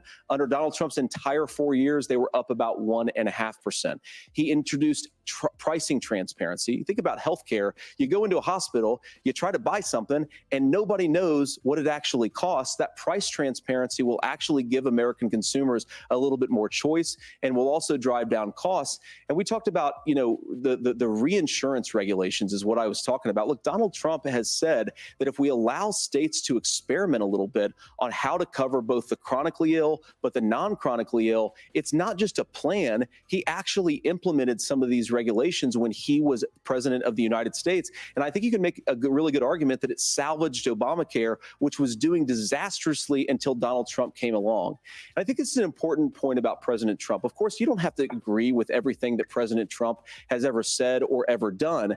But when Obamacare was crushing under the weight of its own regulatory burden and healthcare costs, Donald Trump could have destroyed the program. Instead, he worked in a bipartisan way to ensure that Americans had access to affordable care. It's not perfect, of course, and there's so much more that we can do. But I think that Donald Trump has earned the right to put in place some better healthcare policies. He's earned it because he did it successfully the first time. Governor? All right, here's where being an old guy gives you some history. I was there at the creation of the ACA. And the reason it was so important is I come from a major healthcare state, home of the Mayo Clinic, home to Medical Alley, 3M, Medtronic, all of those. We understand healthcare. It's why we're ranked first on affordability and accessibility and quality of healthcare. And so what I know is under Kamala Harris, more people are covered than they have before. And those of you listening, this is critical to you. Now, Donald Trump all of a sudden wants to go back and remember this. He ran on the first thing he was going to do on day one was to repeal Obamacare. On day one, he tried to sign an executive order to repeal the ACA. He signed on to a lawsuit to repeal the ACA, but lost at the Supreme Court. And he would have repealed the ACA had it not been for the courage of John McCain to save that bill. Now, fast forward, what that means to you is you lose your pre-existing conditions. If you're sitting at home and you got asthma, too bad. If you're a woman, probably not. Broke your foot during football, might kick you out. Your kids get kicked out when they're 26. Kamala Harris negotiated drug prices for the first time with Medicare. We have 10 drugs that will come online, the most common ones that'll be there. But look, this issue, and when Donald Trump said, I've got a concept of a plan, it cracked me up as a fourth grade teacher because my kids would have never given me that. But what Senator Vance just explained might be worse than a concept, because what he explained is pre-Obamacare. And I'll make this as simple as possible because I have done this for a long time. What they're saying is, if you're healthy, why should you be paying more? So what they're going to do is let insurance companies pick who they insure, because guess what happens? You pay your premium, it's not much. They figure they're not going to have to pay out to you. But those of you a little older, gray, got cancer, you're going to get kicked out of it. That's why the system didn't work. Kamala Harris will protect and enhance the ACA. Governor, thank you. Senator, you have not yet explained how you would protect people with pre-existing conditions or laid out that plan. Well, look, we currently have laws and regulations in place right now that protect people with pre-existing conditions. We want to keep those regulations in place, but we also want to make the health insurance marketplace function a little bit better. Now, what Governor Walz just said is actually not true. A lot of what happened, and the reason that Obamacare was crushing under its own weight, is that a lot of young and healthy people were leaving the exchanges. Donald Trump actually helped address that problem, and he did so in a way that preserved people's access to coverage who had pre-existing conditions. But again, something that these guys do is they make a lot of claims about if Donald Trump becomes president, all of these terrible consequences are going to ensue. But in reality, Donald Trump was president. Inflation was low. Take-home pay was higher, and he saved the very program from a Democratic administration that was collapsing and would have collapsed absent his leadership. He did his job, which is govern in a bipartisan way and get results, not just complain about problems, but actually solve them. Governor, did enrollment under the Affordable Care Act go up under the Trump administration? It's higher now that we've seen it go up. Look, people are using it. The system works. And the question about this of young people or whatever, that's the individual mandate piece of this. And Republicans fought tooth and nail saying, well, Americans should be free to do this. Well, then what happens is— So you think the individual mandate's a good idea? You shrink. I think the idea of making sure the risk pool is broad enough to cover everyone, that's the only way insurance works. When it doesn't, it collapses. You are asking pre-ACA where we get people out. Look, people know that they need to be on health care. People expect it to be there. And when we are able to make it, and we are making it this way, when we incentivize people to be in the market, when we help people who might not be able to afford it get there, and we make sure then when you get sick and old, it's there for you. Because I heard people say, well, I don't want to buy into Medicare or whatever. Good luck buying healthcare once you get past 70. So look, the ACA works. We can continue to do better. Kamala Harris did that. The way she made everything better was negotiating those 10 drugs on Medicare for the first time in American history. Thank you. Margaret. Can I address that? I apologize. We're out of time. ahead, We have a number of subjects to discuss. Margaret. Let's talk about families in America. There is a child care crisis in this country, and the United States is one of the very few developed countries in the world without a national paid leave program for new parents. Governor Walz, you said that if Democrats win both the White House and Congress, this is a day one priority for you. How long should employers be required to pay workers while they are home taking care of their newborns? You have 2 minutes. Yeah, well, that's negotiable, and that's what Congress worked. But here's what the deal is. Americans sitting out there right now, you may work for a big company. Look, we're home in Minnesota to some of the largest Fortune 500 companies. Kamala Harris knows that in California. those companies provide paid family and medical leave. One is, I think they're moral and they think it's a good thing, but it also keeps their employees healthy. We in Minnesota passed a paid family and medical leave. You have a child, and I had to go back to work 5 days after my kids were born. This allows you to stay home a certain amount of time. What we know is that gets the child off to a better start, the family works better, we stay in their employers, we get more consistency in that. So Kamala Harris has made it a priority. We implemented it in Minnesota and we see growth. That's how you become a pro-business state. But the negotiations on it, and here's the issue, those big companies are able to offer it. Those of you out there who don't have it, just imagine what happens if you get cancer or your child gets sick. We know what happens. You end up staying home. In some cases, that means no paycheck because you've got no protection on that. This is the case of an economy that Donald Trump has set for the wealthiest amongst us. He's willing to give those tax breaks to the wealthiest. He's willing to say, bust those unions up, do whatever. What we're saying is the economy works best when it works for all of us. And so a paid family medical leave program, and I will tell you, go to the families or go to the businesses and ask them. As far as childcare on this, you have to take it at both the supply and the demand side. You can't expect the most important people in our lives to take either our children or our parents to get paid the least amount of money. And we have to make it easier for folks to be able to get into that business and then to make sure that folks are able to pay for that. We were able to do it in Minnesota, and I'm still telling you this. We were listed as the best state. We're still in crisis on this. A federal program of paid family and medical leave and help with this will enhance our workforce, enhance our families, and make it easier to have the children that you want. Governor, your time is up. Senator, do you support a national paid leave program? And if so, for how long should employers be mandated to pay their employees while they are home taking care of their newborn? You have 2 minutes. Yeah, well, first of all, Margaret, a number of my Republican colleagues and some Democrats, too, have worked on this issue. And I think there is a bipartisan solution here because a lot of us care about this issue. I mean, look, I speak from this very personally because I'm married to a beautiful woman who is an incredible mother to our 3 beautiful kids, but is also a very, very brilliant corporate litigator. And I'm so proud of her. But being a working mom, even for somebody with all of the advantages of my wife, is extraordinarily difficult.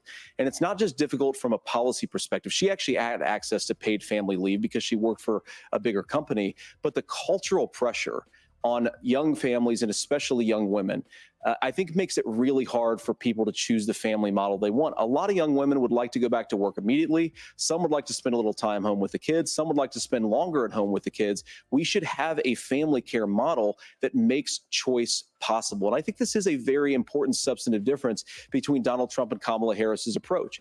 I mean, look, if you look at the federal programs that we have that support paid family leave right now, the Community Development Block Grant, and there's another block grant program that spends a lot of money from the federal government. These programs only go to one kind of childcare model. Let's say you'd like your church, maybe you live in a rural area or an urban area, and you'd like to get together with families in your neighborhood to provide childcare in the way that makes the most sense. You don't get access to any of these federal monies. We want to promote choice in how we deliver family care and how we promote childcare, because look, it is unacceptable. And, you know, of course, Tim and I have been on the campaign trail a lot the past 7 or 8 weeks. And one of the biggest complaints I hear from young families is people who feel like they don't have options, like they're choosing between going to work or taking care for their kids. That is an incredible burden to put on American families. We're the only country that does it. I think we could do a heck of a lot better. Senator, thank you. You have also said, Senator Vance, many things about the American family. The Federal Reserve says parents will spend nearly as much on childcare as they do on housing each month. So I want to get your thoughts on this. President Trump recently said, as much as childcare is talked about as being expensive, it's relatively speaking not very expensive compared to the kinds of numbers we'll be taking in. Is President Trump committed to the $5,000 per child tax credit that you have described? You have 1 minute. Well, what President Trump said, Margaret, I just want to defend my running mate here a little bit, is that we're going to be taking in a lot of money by penalizing companies for shipping jobs overseas and penalizing countries who employ slave laborers and then ship their products back into our country and undercut the wages of American workers. It's the heart of the Donald Trump economic plan. cut taxes for American workers and American families, cut taxes for businesses that are hiring and building companies in the United States of America, but penalize companies and countries that are shipping jobs overseas. That's the heart of the economic proposal. And I think what President Trump is saying is that when we bring in this additional revenue with higher economic growth, we're going to be able to provide paid family leave, childcare options that are viable and workable for a lot of American families. Can you clarify how that will solve the childcare shortage? Well, because as Tim said, a lot of the child care shortage is we just don't have enough resources going into the multiple people who could be providing family care options. And we're going to have to, unfortunately, look, we're going to have to spend more money. We're going to have to induce more people to want to provide child care options for American families, because the reason it's so expensive right now is because you've got way too few people providing this very essential service. Thank you, Senator. Governor Walz, your ticket also has some child care tax credit proposals. Do you think Congress will agree to the $6,000 credit for newborns and $3,000 credit for children over the age of 6, as your campaign has promised? Is that realistic? Well, if these members of Congress are listening to anybody, I can tell you, and this is the biggest issue. Everybody listening tonight knows. I mean, I'm sure they were shocked to hear it's not that expensive. And let's be clear, whether it's $5,000 or $6,000, that pays you about 3 or 4 months. Let's be clear of where we're at on this. It's because we got out of an imbalance on this. We thought we were going to get by not paying people. I don't think Senator Vance and I are that far apart. I'm not opposed to what he's talking about on options. We've done scholarships types of things. I think we need to be open to making the case. But the issue here is, the question you asked is, you're not going to pay for it with these tariffs. That's just adding another $4,000 on the family and taking less. So not only do they not get the money to pay for that, they're $4,000 in the hole. That's Wharton School. That's his alma mater. And so I think the issue here is, if those members of Congress, I can't believe they're not. When I go to businesses, sure, they'll talk about taxes sometime, but they will lead with childcare and they will lead with housing, because we know the problem is, especially in a state like Minnesota, we need more workers because our economy is growing, but we need the workforce. Governor, thank you. We need to move on. Nora? Let's talk about the state of democracy, the top issue for Americans after the economy and inflation. After the 2020 election, President Trump's campaign and others filed 62 lawsuits contesting the results.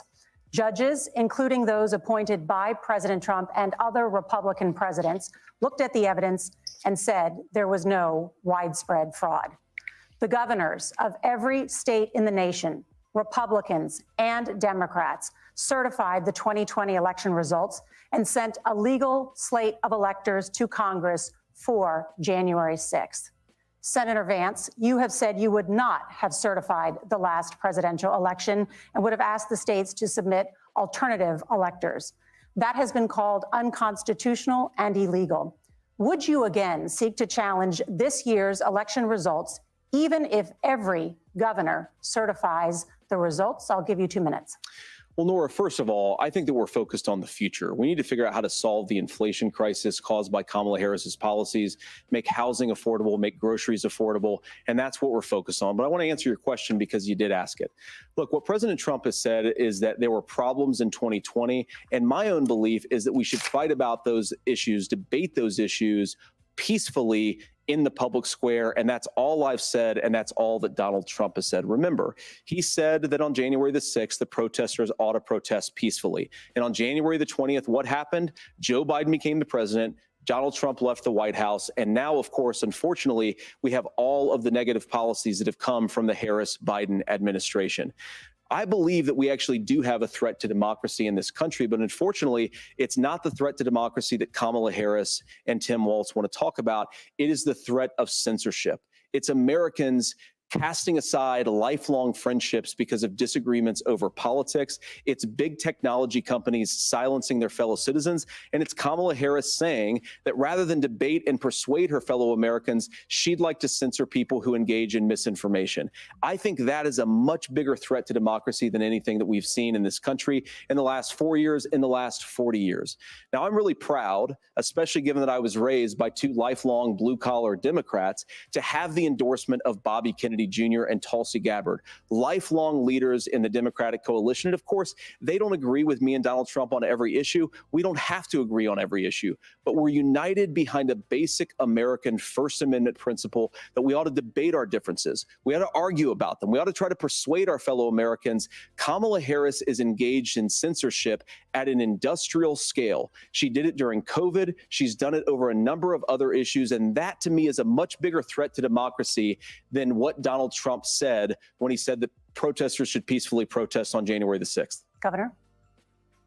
Well, I've enjoyed tonight's debate, and I think there was a lot of commonality here. And I'm sympathetic to misspeaking on things, and I think I might have with the senator. But me too, man.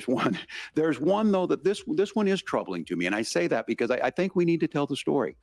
Donald Trump refused to acknowledge this, and the fact is that I don't think we can be the frog in the pot and let the boiling water go up. He was very clear. I mean, he lost this election, and he said he didn't. 140 police officers were beaten at the Capitol that day. Some with the American flag, several later died. And it wasn't just in there. In Minnesota, a group gathered on the state capitol grounds in St. Paul and said, we're marching to the governor's residence and there may be casualties. The only person there was my son and his dog, who was rushed out crying by state police. That issue and Mike Pence standing there as they were chanting, hang Mike Pence. Mike Pence made the right decision. So, Senator, it was adjudicated over and over and over. I worked with kids long enough to know, and I said as a football coach, sometimes you really want to win, but the democracy is bigger than winning an election. You shake hands, and then you try and do everything you can to help the other side win. That's what was at stake here. Now, the thing I'm most concerned about is the idea that imprisoning your political opponents, already laying the groundwork for people not accepting this. And a president's words matter. A president's words matter.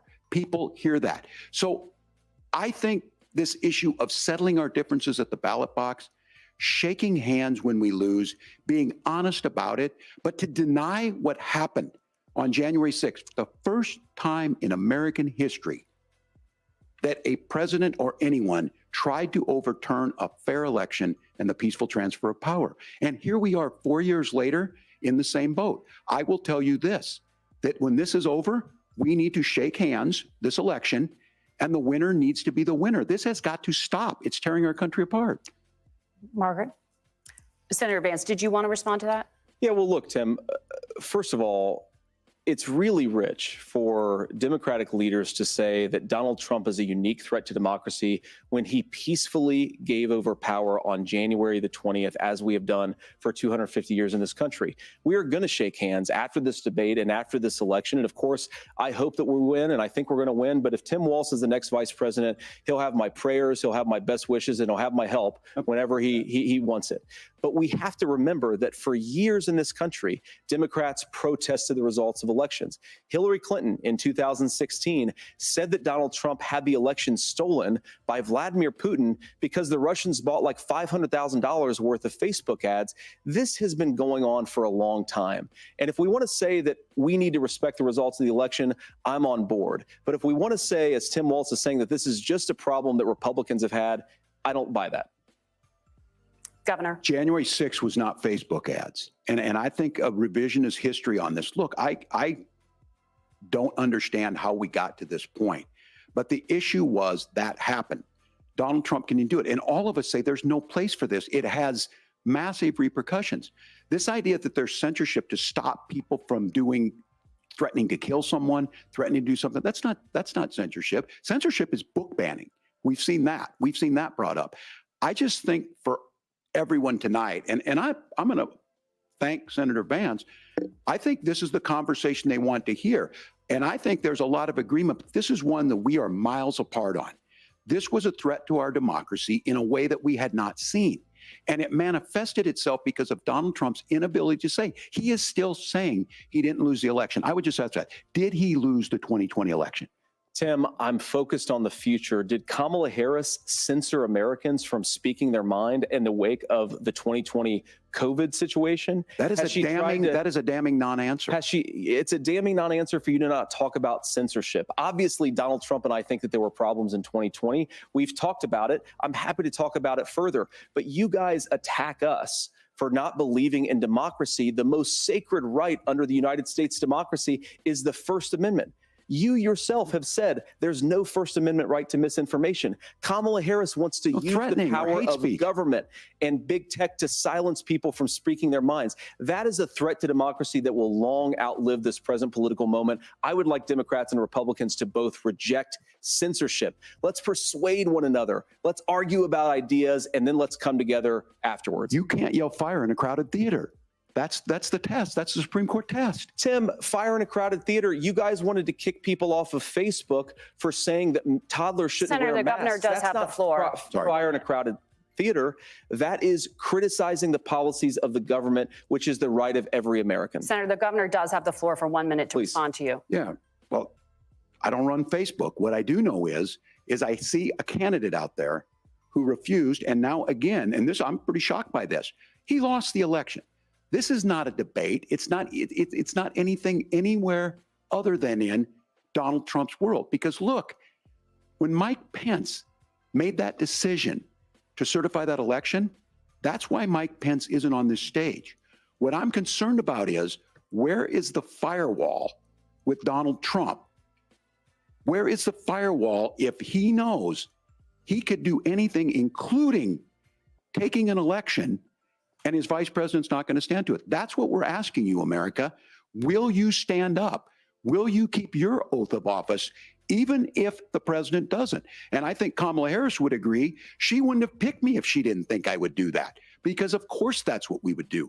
So America, I think you've got a really clear choice on this election of who's going to honor that democracy and who's going to honor Donald Trump. Governor, your time is up. Thank you, gentlemen. We will be right back with both of our candidates. The CBS News Vice Presidential. Things are getting heated up. That was a good little round of questioning. I like that. This is so refreshing compared to the presidential debate. And most of the time they're more focused on the undecided, trying to get them to choose, a side, Republican or Democratic. And I think both of these gentlemen are doing a very good job at representing themselves. They're doing a good job of representing their future president or candidate or running mate. They're doing a very good job at articulating the policies, their responses. Vance is smooth like velvet. Okay. She said you have 23 seconds, and that man spit out like 5 paragraphs. Waltz is slow, but he kind of gives the grandpa vibe. He gives, the sweet old grandpa, that just loves everyone, that walks in the house. He's got a gift for everyone. But I really do, and I'm really enjoying this conversation between the two. The moderators are doing a very good job at keeping them on task and not allowing them to kind of get in this back and forth between each other. They're doing a good job of not allowing them to cut each other off, and to make sure that they're answering the questions and fact checking. One thing that I do kind of notice is I don't know if Waltz is reading something or if that's just like kind of his practice speech, you know what I mean? Like, you find a point in the room and you stare at it until you're done giving your spiel. I don't know, but his note taking, I seen 504 said in the chat, his note taking does give him a good look, because it makes it seem like he's engaged. It makes him seem like, he's listening and he cares. So yeah, I am very much appreciating this. I hope The third round, we get a little bit deeper into the questioning. I do like how they were bringing up healthcare and pre-existing conditions, because that does affect a lot of the everyday American. Healthcare is crazy. In my own opinion, it no matter who was sitting in the Oval Office, healthcare has always been just this super, I would call it an issue almost, an unregulated dog, so to speak. Because they're able to charge whatever they want to charge. Um, I don't think so, Nikki. They're able to charge whatever they want to charge.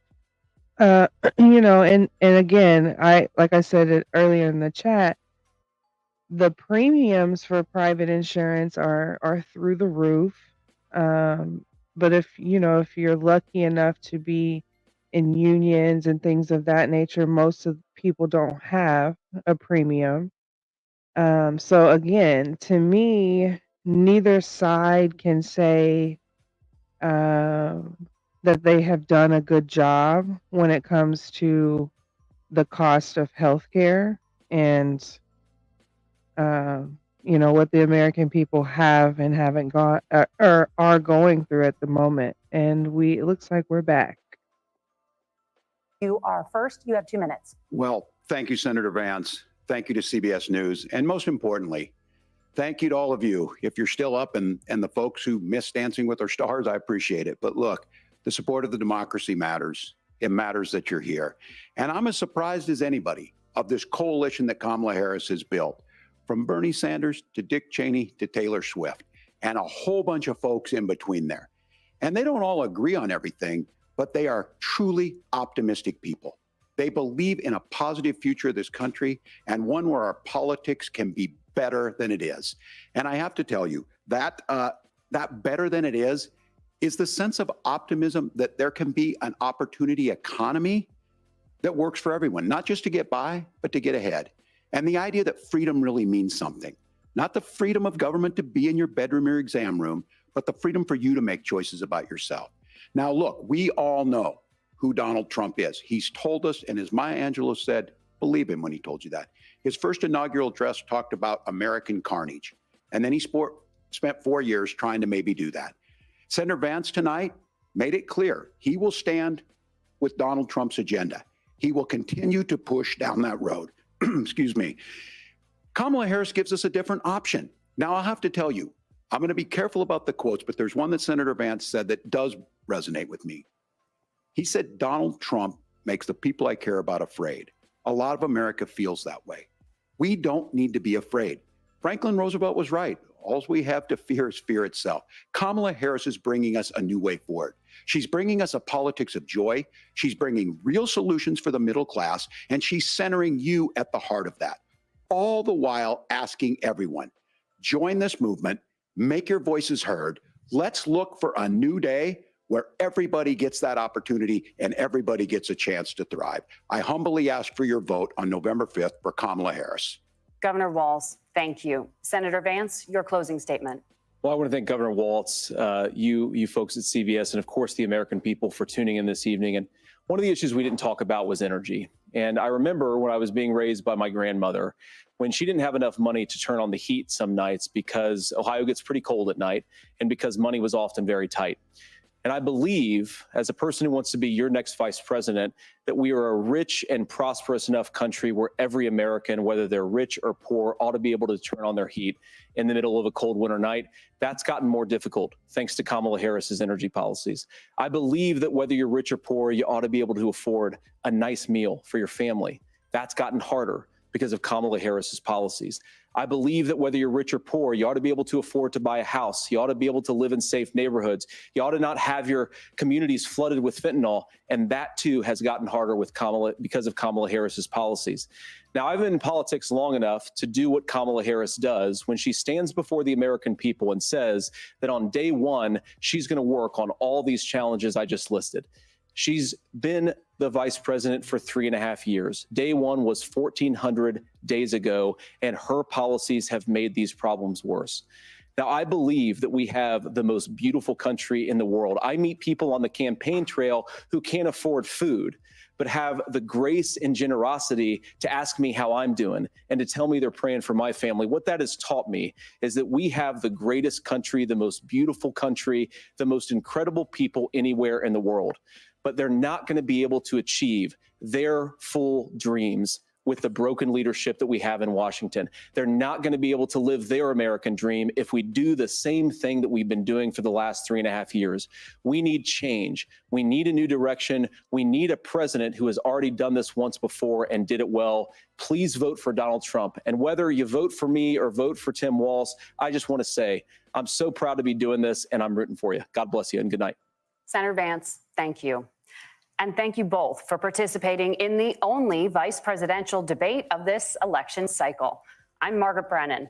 And I'm Nora O'Donnell. And a reminder, there are just 35 days until Election Day. Please get out and vote. And for all of us here at CBS. Get out and vote is what they said. Child. Well, that was short and sweet. I did not expect them to come straight back and do closing remarks. I did not expect that. I thought we were going to get at least a cute another little round. Let me see what y'all are saying in the comments. MU504. Right, Kylie.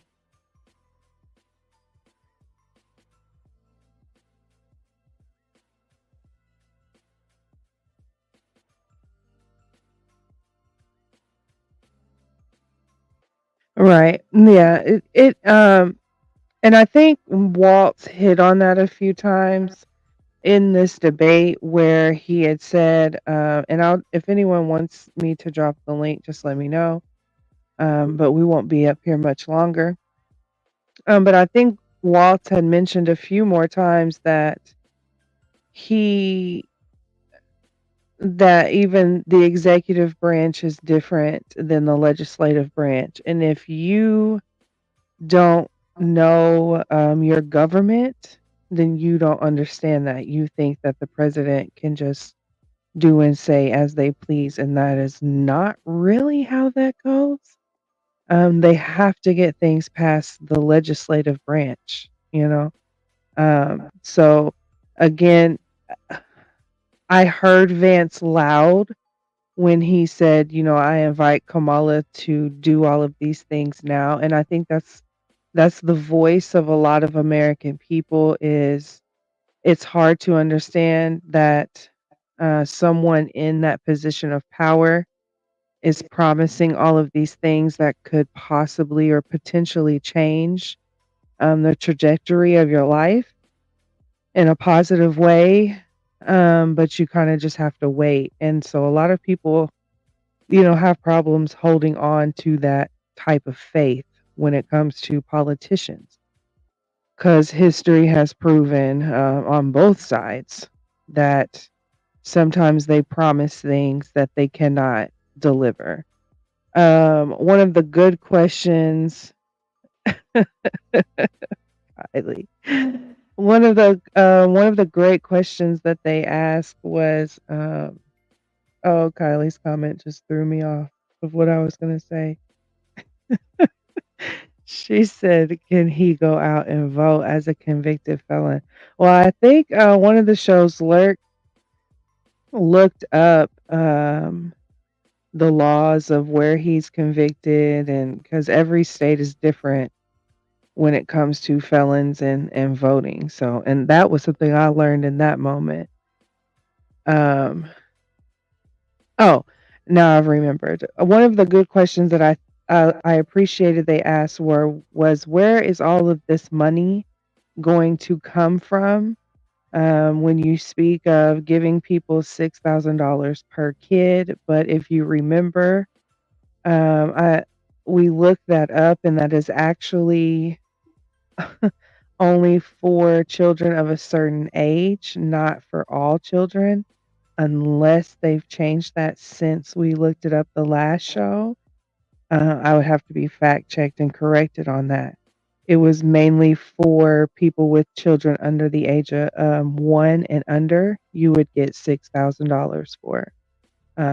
Above that, it's just back to normal, regular scheduling programming. And where would this money come from for housing, giving people the money for the down payment, and the credit line to back for these housings? Where is this going to come from? And, in my opinion, Waltz really didn't give a direct answer. Um, but, there were questions where Vance couldn't give a direct answer, either. In opposed to their healthcare, and their plans for healthcare, Vance couldn't give a direct answer as to what policies they would implement, how they would lower or change, or any of those things. So I don't know. Again, I appreciated this. It was very nice. It was a good vibe. Um, Going and taking away, as a person who is undecided, neither one of them made me choose a side personally. I'm still team no one, but that is my opinion and my opinion only, not the opinion of the Concerned Citizens podcast. We accept all opinions, all viewpoints, and we try to keep it as respectful as possible. It is my co-host's birthday today. Shout out to her. Happy birthday. Um, she's probably turning up at the moment since she hasn't popped in to say hello. Ha ha. Bitch, fuck them. So make sure y'all drop some birthday cakes in the chat for Lurker. Hit that Cash App. Get her a shot if you're on the replay gang. Comments, happy birthday. And since no one wanted the link, we gonna get on up out of here. Let y'all go on about y'all's beautiful night. Thank you for coming over, and we'll see y'all next time. Peace.